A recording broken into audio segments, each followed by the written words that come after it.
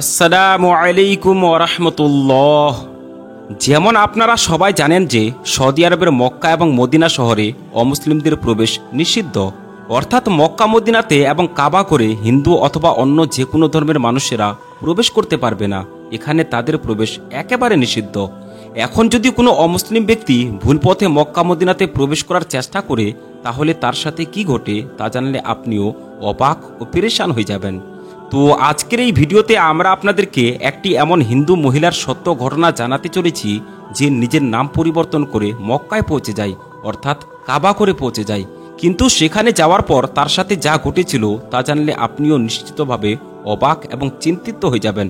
আপনি এই বিষয়ে গভীর চিন্তায় পড়তে বাধ্য হবেন। সেই জন্য আজকের এই ভিডিওটি আপনাদের সবার জন্য বিশেষ একটি ভিডিও।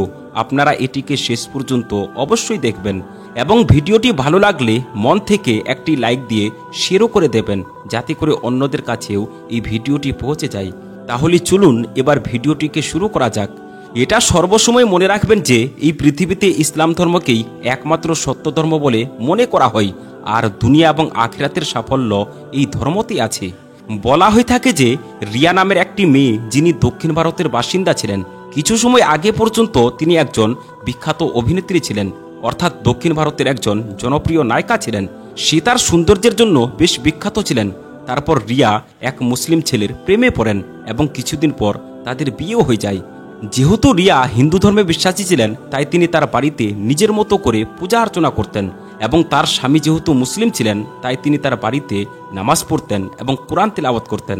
কিন্তু সেই দুইজন স্বামী স্ত্রী একে অপরকে এই বিষয়ে কিছুই বলতেন না। দুজনেই নিজের নিজের ধর্মীয় উপাসনা করে যাচ্ছিলেন। এভাবেই দিন চলে যাচ্ছিল। কিন্তু কিছুদিন সময় পর রিয়া এক মারাত্মক অসুখে আক্রান্ত হন, যেটিকে ক্যান্সার বলা হয়। এই রোগের নাম শুনলেই মানুষ ভীত সন্ত্রস্ত হয়ে যায়। এরপর রিয়া ও তার স্বামী অনেক চেষ্টা শুরু করেন চিকিৎসার জন্য। রিয়া ডাক্তারদেরকে বলতে লাগলেন যে তোমরা যত টাকা চাও আমি দিতে প্রস্তুত আছি, কিন্তু তোমরা আমাকে সুস্থ করে দাও। ডাক্তাররাও অনেক চেষ্টা করলেন, সব রকম চিকিৎসা প্রয়োগ করলেন, কিন্তু শেষ পর্যন্ত ডাক্তাররাও এই অসুখের সামনে অসহায় হয়ে গেলেন। এখন রিয়া তার জীবনে আর কোনো আশা দেখতে পাচ্ছিল না। রিয়া বলেন, এতদিন আমি ভাবতাম যে আমার কাছে এত টাকা আছে, তাই আমি খুব দ্রুত সুস্থ হয়ে উঠব, কেননা তখন আমি একজন বিখ্যাত চলচ্চিত্র অভিনেত্রী ছিলাম। আমি মনে করতাম যে মানুষের সৌন্দর্য ও যশই সব কিছু। কিন্তু যখন আমি ক্যান্সারের মতো গুরুতর রোগে আক্রান্ত হলাম, তখন আমি বুঝতে পারলাম যে এই টাকা, এই সৌন্দর্য কিছুই কাজে আসবে না। এরপর রিয়া একবার ভেবেছিলেন যে সে আত্মহত্যা করে নেবে, কিন্তু তারপর তার ছোট ছোট সন্তানদের এবং তার স্বামীর কথা মনে পড়ে গেল। মানে তিনি ভাবলেন যে তার অনুপস্থিতিতে তাদের কি অবস্থা হবে। এরপর রিয়া বলেন, যখন আমি ক্যান্সারের মতো মারাত্মক রোগে আক্রান্ত হলাম, তখন আমার কাছে অর্থ, যশ, ক্ষমতা সব কিছু ছিল। কিন্তু যখন আমার স্বামী আমাকে ডাক্তারদের কাছে নিয়ে গেলেন, তারা বলে দিলেন যে এই রোগ আমার পুরো শরীরে ছড়িয়ে পড়েছে। এখন অত্যন্ত দুঃখের সাথে আমাদেরকে বলতে হচ্ছে যে এর কোনো চিকিৎসা নেই। তাই এখন আপনারা তাকে বাড়িতে নিয়ে যান এবং তাকে সেবা যত্ন করুন, কেননা তার সময় খুবই কম বাকি আছে। রিয়া বলেন, এরপর আমার স্বামী আমাকে বাড়িতে নিয়ে এলেন, কিন্তু তারপর আমার স্বামীর মাথায় একটি চিন্তা এলো। তিনি আমাকে বলতে লাগলেন যে তুমি চিন্তা করো না, তোমার কিছুই হবে না, কারণ এই পৃথিবীতে এখনো একজন ডাক্তার বাকি আছেন যিনি তোমাকে সুস্থ করে তুলবেন, আর তিনি হলেন আল্লাহ সুবহানাহু তাআলা। এরপর আমার স্বামী আমাকে বললেন যে যদি তুমি সহমতি দাও, তাহলে আমরা আল্লাহর ঘর কাবা ঘরে যাব, আর সেখানে গিয়ে আল্লাহ তাবারাক ওয়া তাআলার কাছে ক্ষমা চাইব এবং দোয়া করব। আমার বিশ্বাস আছে যে আল্লাহ তাবারাক ওয়া তাআলা অবশ্যই তোমাকে সুস্থ করে তুলবেন। রিয়া বলেন, এখন আমি জীবনের সব আনন্দ থেকে বিরক্ত হয়ে গেছিলাম, কারণ যাদের উপর আমি এত নির্ভর করতাম তাদের মধ্যে কেউই আমাকে সাহায্য করতে পারেনি। সেই জন্য যখন আমি আমার স্বামীর মুখ থেকে মক্কা এবং আল্লাহর ঘরের নাম শুনলাম, তখন আমার মনে হলো যে আমার বাঁচার এখনো একটা আশা বাকি আছে। তাই আমি আমার স্বামীকে বললাম, হ্যাঁ, আমরা অবশ্যই মক্কা যাব এবং সেখানে গিয়ে আল্লাহ তাবারাক ওয়া তাআলার দরবারে সত্য মন থেকে ক্ষমা চাইব এবং আমার অসুখের আরোগ্যের জন্য দোয়া করব। এখন আমিও বিশ্বাস করতে শুরু করেছিলাম যে এই অসুখের চিকিৎসা আল্লাহর ঘরেই পাওয়া যাবে। রিয়া বলেন, এরপর আমি কলমা পড়ে ইসলাম গ্রহণ করলাম। তারপর আমার স্বামী আমার নাম পরিবর্তন করে রিয়া থেকে হিনা রেখে দিলেন, আর সেই নামেই আমার পাসপোর্ট তৈরি করা হলো। আর এরপর আমরা দুইজন স্বামী স্ত্রী কাবা ঘরের উদ্দেশ্যে রওনা হয়ে গেলাম। হিনা, যিনি একসময় রিয়া ছিলেন, তিনি বলেন, আজ আমি অত্যন্ত খুশি ছিলাম, কেননা আজ আমি প্রথমবারের মতো আল্লাহর ঘরের দিকে যাচ্ছিলাম। তারপর অবশেষে সেই মুহূর্ত চলে আসলো যখন আমরা স্বামী স্ত্রী কাবাঘরে প্রবেশ করে গেলাম। রিয়া বলেন, যখন আমার প্রথম নজর কাবাঘরের দিকে পড়ল তখন আমার দুই চোখ থেকে অশ্রু গড়িয়ে পড়ল। আমি আমার অতীতের কথা মনে করে খুব অনুতপ্ত হলাম, কারণ এতদিন আমি আমার জীবনটাকে পাপের মধ্যে কাটিয়েছি। এরপর আমি কাবাঘরের সামনে খুব বিনম্রভাবে দোয়া করলাম, ইয়া রাব্বাল আলামিন, আমার এই রোগের চিকিৎসা পৃথিবীর কোনো ডাক্তারই করতে পারছে না। ডাক্তাররা অনেক চেষ্টা করেছেন, কিন্তু তারা হাল ছেড়ে দিয়েছেন এবং বলে দিয়েছেন যে আমি আর বাঁচব না। কিন্তু ইয়া রাব্বাল আলামিন, এখন শুধুমাত্র আপনার কাছ থেকেই আমি আশার আলো দেখতে পাচ্ছি। তারপর আমি কাবাঘরের তাওয়াফ করলাম এবং এর সাথে সাথে এটিও দোয়া করলাম যে ইয়া রাব্বাল আলামিন, আমাকে নিরাশ করবেন না। ইয়া রাব্বাল আলামিন, আমার অসুখ সরিয়ে দিয়ে সেই ডাক্তারদেরকে অবাক করে দিন যারা বলেছেন যে এই রোগের আর কোনো চিকিৎসা নেই। রিয়া বলেন, এখন আমি সম্পূর্ণরূপে ইসলামে বিশ্বাস স্থাপন করেছি। এরপর আমি মক্কার বড় বড় আলিমদের কাছেও গিয়েছিলাম, যারা আমাকে প্রচুর কোরআন তেলাওয়াত করতে, আল্লাহর স্মরণে মশগুল থাকতে এবং রাসূলুল্লাহ সাল্লাল্লাহু তাআলা আলাইহি ওয়াসাল্লামের প্রতি দুরূদ ও সালাম পাঠ করতে এবং যতটা সম্ভব বেশি পরিমাণে ঝমঝমের পানি পান করার পরামর্শ দিয়েছিলেন। সেই সময় আমার মন খুব শান্ত এবং আত্মবিশ্বাসে পূর্ণ হয়ে উঠেছিল এবং আমি মহানবী হযরত মুহাম্মদ সাল্লাল্লাহু তাআলা আলাইহি ওয়াসাল্লামের সেই বাণীতে পুরোপুরি বিশ্বাস স্থাপন করেছিলাম যে জমজমের পানি যে কোনো উদ্দেশ্যে পান করা হোক না কেন, সেই উদ্দেশ্য অবশ্যই পূর্ণ হবে। তাই এখন আমি নিশ্চিত ছিলাম যে আমার এই অসুখ অবশ্যই সেরে উঠবে। রিয়া বলেন, সেখানে আমার কয়েকজন বান্ধবী হয়েছিল যারা আমার প্রতি খুবই যত্নশীল ছিলেন।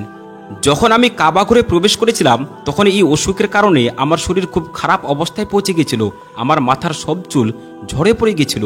সেই সময় আমার বান্ধবীরা আমাকে বললেন যে তুমি জমজমের পানি লাগাও এবং তোমার পুরো শরীরটি জমজম পানি দিয়ে ধুয়ে ফেলো। কিন্তু আমি ভয় পাচ্ছিলাম যে না জানি কি হবে, কারণ এই রোগের কারণে আমার শরীর এমন অবস্থায় পৌঁছে গেছিল যে শরীরে হাত দিতেও ভয় লাগতো। কিন্তু আমি আমার মনকে শান্ত করলাম এবং জমজমের পানি দিয়ে আমার শরীর ধোয়া শুরু করলাম। আস্তে আস্তে আমার শরীর সুস্থ হতে শুরু করলো এবং ধীরে ধীরে আমার অসুখ সেরে উঠতে লাগলো। তারপর কিছুদিন পর আল্লাহ তাবারাক ওয়া তাআলার করুণা এমনভাবে হলো যে আমার কষ্ট এবং আমার অসুখ দুটোই পুরোপুরি সেরে উঠল। আমি নিজেই অবাক হয়ে গেছিলাম এবং এতটাই খুশি হয়েছিলাম যে তা ভাষায় প্রকাশ করতে পারবো না, কারণ আল্লাহ তাবারাক ওয়া তাআলা আমার দোয়া কবুল করে নিয়েছিলেন। এরপর আমি তাড়াতাড়ি আমার স্বামীকে এই সুসংবাদটি দিলাম, আর তিনি এই কথা শুনে আনন্দে লাফিয়ে উঠলেন এবং সাজদায় পড়ে আল্লাহ তাবারাক ওয়া তাআলার শুকরিয়া আদায় করতে লাগলেন। আমার স্বামীও বিশ্বাস করতে পারছিলেন না যে এত বড় ডাক্তাররা যেখানে হাল ছেড়ে দিয়েছিলেন সেই রোগ কিভাবে এত দ্রুত সেরে উঠতে পারে। এরপর আমার স্বামী বলেন, নিশ্চয়ই আল্লাহ তাবারাক ওয়া তাআলার কুদরত অনেক বড়। আল্লাহ তাবারাক ওয়া তাআলা যা চান তাই করতে পারেন, আল্লাহর জন্য কিছুই অসম্ভব নয়। রিয়া বলেন, এরপর আমরা স্বামী স্ত্রী উভয়ই বাড়ি ফিরে আসলাম। তারপর আমরা সেই ডাক্তারদের কাছে ফিরে গেলাম যারা আমাদেরকে বলে দিয়েছিলেন যে এই রোগের আর কোনো চিকিৎসা নেই। সেই ডাক্তাররাও অবাক হয়ে গেছিলেন এবং বলতে লাগলেন, আপনি কি সেই রিয়া যার শরীরে ক্যান্সার শেষ পর্যায়ে পৌঁছে গেছিল? তখন আমি গর্বের সাথে বললাম, হ্যাঁ, আমি সেই রিয়া যাকে তোমরা হার মেনে ছেড়ে দিয়েছিলে। কিন্তু এখন আমি পুরোপুরি বিশ্বাস করি যে জীবন এবং মৃত্যুর মালিক শুধু আর শুধুমাত্র আল্লাহ তাবারাক ওয়া তাআলা। এরপর আমি আমার সব পাপ কাজ ছেড়ে দিলাম এবং আল্লাহ ও তার প্রিয় নবী হযরত মুহাম্মদ সাল্লাল্লাহু তাআলা আলাইহি ওয়াসাল্লামের শিখানো পথে জীবনযাপন শুরু করলাম। আমি সবসময় আল্লাহ তাবারাক ওয়া তাআলার কাছে দোয়া করতে থাকলাম, ইয়া রাব্বাল আলামিন, আপনি আমাকে, আমার স্বামীকে এবং সমস্ত মুসলমানদেরকে ক্ষমা করে দিন এবং সবার কষ্ট দূর করে দিন। আমরা আমাদের এই জীবনে অনেক কঠিন সময়ের সম্মুখীন হই, অনেক চ্যালেঞ্জ আছে, কিন্তু মনে রাখবেন যে আল্লাহ তাবারাক ওয়া তাআলার দরবারে কিছুই অসম্ভব নয়। আমরা যতই চেষ্টা করি শেষ পর্যন্ত সফলতা এবং শান্তি শুধুমাত্র আল্লাহ তাবারাক ওয়া তাআলার কাছ থেকেই আসে।